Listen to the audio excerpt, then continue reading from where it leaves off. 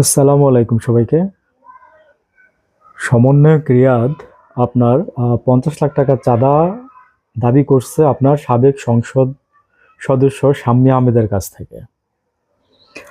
তো এটা একটা আলোচিত নিউজ। দু একদিনের মধ্যে তো ওর বাড়িতে পাকা দালান উঠতেছে। দালানটা তো আজকে থেকে উঠে নেই, আরো 6 মাস আগে থেকে বা 1 বছর আগে থেকে কাজ শুরু করছে। তো সে আপনার তার টার্গেট হচ্ছে আপনার আওয়ামী লীগ সরকারের এমপি মন্ত্রী। ওদের বাসায় এসে পুলিশ নিয়ে যায়, ঠিক আছে? তো গিয়ে সে এরকম চাঁদা দাবি করে। তো ওদের সাথে ছবি তুলে সে আপনার 10 লাখ টাকা চাঁদা নিয়েও আসছে ওই বাসার থেকে, শাম্মী আহমেদের বাসা থেকে। শাম্মী আহমেদকে আমি জানি না। তো আমার বলার উদ্দেশ্য হচ্ছে যে সমন্বয়কদের মধ্যে কিন্তু চাঁদাবাজি আর অনেক আগের থেকেই ছিল।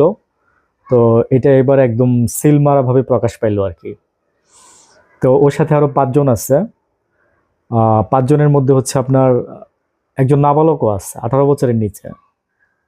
তো কার মদদে করতেছে এগুলা? আমার কোশ্চেন হচ্ছে এটা, আমার ফোকাসটা হচ্ছে এটা। কোন মদদে? সে কি একা? না, তার উপরে লোক আছে।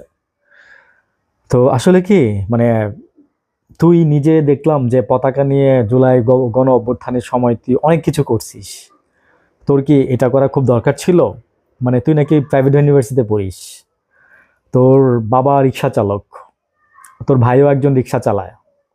তুই যখন পড়াশোনায় ভালো ছিলি তখন তোরে 500-1000 টাকা দিয়ে গ্রামবাসী তোরে হেল্প করছে। তোর বাড়ি নোয়াখালী, তো তোর একটা দামি বাইক আছে। মানে কয় টাকা কামাইছস যে, মানে আজকে থেকে, মানে ছোটবেলা থেকে বড় হয়ে কয় টাকা কামাইছস যে মানে 4 লাখ 5 লাখ টাকা একটা বাইক চালাস তুই? তো এখন বেরোইছে তো। তো এলো সমন্বয়কদের অবস্থা, বুঝছেন? তো আমি কখনোই পুরো সমন্বয়কদের দোষ দিব না, সমন্বয়ক প্যানেলটাকে দোষ দিব না। আমি সবসময় বলি যে আমার কাছে দল না, আমার কাছে ব্যক্তি বড়। ব্যক্তির ভালো মন্দটা আমি বলি, কারণ দল তো ভাই মানে ওয়ার্ক করে না যদি আপনি ওয়ার্ক না করেন। তো person is the main thing. আর এই জন্যই পিয়ার সিস্টেমটা দরকার। যারা অনেকে বুঝতেছেন না, বিএনপি ভুলভাল বুঝায় রাখতেছে পিয়ার সিস্টেমের জন্য মানুষকে। কিন্তু আসলে সবচেয়ে মানে দামি একটা জিনিস হচ্ছে পিয়ার সিস্টেম, যেটা আমেরিকায়, কানাডায়, অস্ট্রেলিয়ায় এই এই পদ্ধতিতে নির্বাচন নির্বাচন হয়। তো ভাই ওরা কি আমাদের চেয়ে বোকা?